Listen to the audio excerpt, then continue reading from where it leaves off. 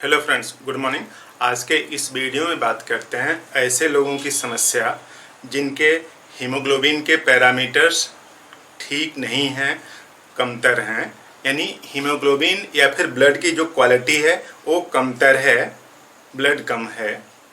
क्या किया जाए और किस दवा से इस अव्यवस्था को सुधारा जा सकता है, पूरी बात समझते हैं। तो देखिए, यहाँ पे 3 दवाएं लिखी हैं। इन दवा का कैसे यूज़ करेंगे उसके पहले हम लोग समझ लेते हैं कि ये दवाएं कैसे काम करती हैं। उसके पहले ही ये समझ लेते हैं कि जो ब्लड है उसकी क्वालिटी को कैसे नापा जाता है।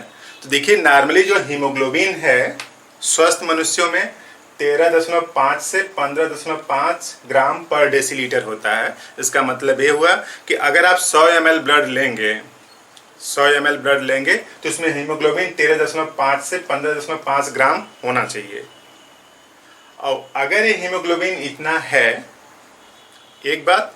और दूसरी क्वालिटी कैसे पता चलती है? MCH से। MCH क्या है? Mean corpuscular haemoglobin. यानी जो RBC है उसके अंदर जो हीमोग्लोबिन का कंसंट्रेशन है उसका मीन है, एवरेज है ना। और वो कितना होना चाहिए? 27.5 से 33.2 पिकोग्राम पर RBC। यानी एक RBC के अंदर 27.5 से 33.2 पिकोग्राम होना चाहिए हीमोग्लोबिन का कंसंट्रेशन, एवरेज है। और MCSC की अगर बात करें तो 33.4 से 35.5% होना चाहिए। और ये रिफ्रैक्टिव इंडेक्स कितना है? 1.34 से 1.37 होना चाहिए। रिफ्रैक्टिव इंडेक्स ये बताता है कि जो ब्लड है उसके अंदर जो कंटेंट है, जो मटेरियल है, वो संतुलित मात्रा में है कि नहीं है। रिफ्रैक्टिव इंडेक्स साइंस का टर्म है। इसका मतलब ये होता है कि लाइट कितनी गति से ट्रेवल कर रही है। जैसे मान लीजिए कि जो वाटर है ना, जो नॉर्मल पानी है जो हम लोग पीते हैं, उसका रिफ्रैक्टिव इंडेक्स कितना है? 1.33 है। उसका रिफ्रैक्टिव इंडेक्स 1.33 है। और ब्लड का रिफ्रैक्टिव इंडेक्स है 1.34।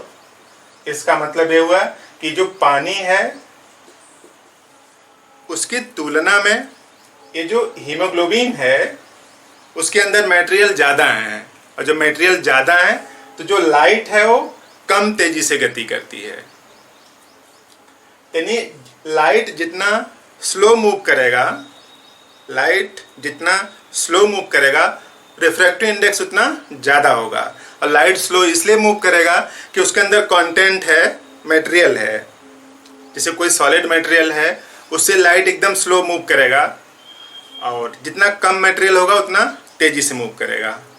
तो पानी जो है उसका 1.33 है और हीमोग्लोबिन है 1.34। इसका मतलब कि हीमोग्लोबिन में थोड़ा सा और मटेरियल डिजॉल्व है, और वही जो डिजॉल्व मटेरियल है अगर वो कम हो जाएगा तो ब्लड शरीर में अपना संतुलित काम नहीं कर पाएगा। तो ब्लड का काम क्या है कि हीमोग्लोबिन को ट्रांसपोर्ट करना।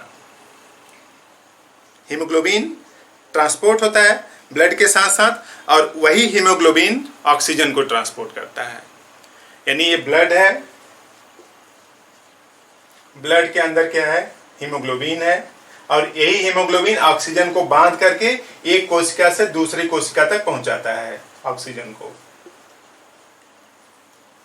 तो इस तरह से अगर हीमोग्लोबिन कम हुआ, सपोज दैट हीमोग्लोबिन कम हुआ, तो ऑक्सीजन का ट्रांसपोर्टेशन कम होगा। और ऑक्सीजन का ट्रांसपोर्टेशन कम होगा तो आप समझ सकते हैं कि जो एनर्जी है वो कम बनेगी। एनर्जी कम बनेगी। जब एनर्जी कम बनेगी तो क्या होगा? फ्रस्ट्रेशन होगा, थकान सी लगी रहेगी। तो जिनका भी हीमोग्लोबिन कम है उनको इन 3 दवाओं का यूज करना चाहिए। तो इन जो 3 दवाएं हैं उसमें से अगर हम लोग बात करें आर्सेनिक की, तो बोरिक की जो मैटेरिया मेडिका है उसमें लिखा है कि आर्सेनिक ने अपने प्रूविंग के दौरान रिफ्रैक्टिव इंडेक्स को कम कर दिया।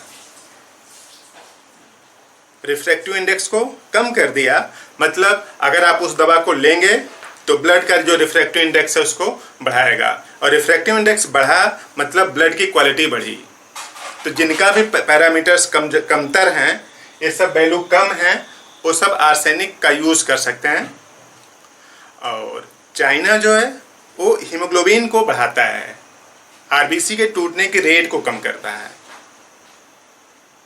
तो आर्सेनिक रिफ्रैक्टिव इंडेक्स को इम्प्रूव करेगा।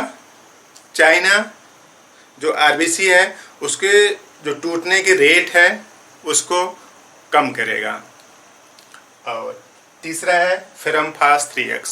देखिए फेरम फास में क्या है, आयरन भी है, फास्फेट भी है। आयरन भी है, फास्फेट है। तो आयरन हीमोग्लोबिन को बनाने में कंट्रीब्यूट करता है और फास्फेट क्या है, एनर्जी में कंट्रीब्यूट करता है। तो इस तरह से ये 3 दवाइयाँ हैं पूरी होम्योपैथी में। ये 3 दवा का कॉम्बिनेशन है, बेहतरीन कॉम्बिनेशन है, जो कि हीमोग्लोबिन की क्वालिटी को, ब्लड की क्वालिटी को बढ़ाता है। तो ये देखिए आर्सेनिक एल्बम 30 है, इसका 4 बूंद सुबह जीभ पर लीजिए। आर्सेनिक एल्बम 30 पावर की 4 बूंद सुबह जीभ पर लीजिए। और ये जो चाइना है इसका मदर टिंचर है, इसका मदर टिंचर, इसको 20-20 बूंद दोपहर में और शाम को लीजिए।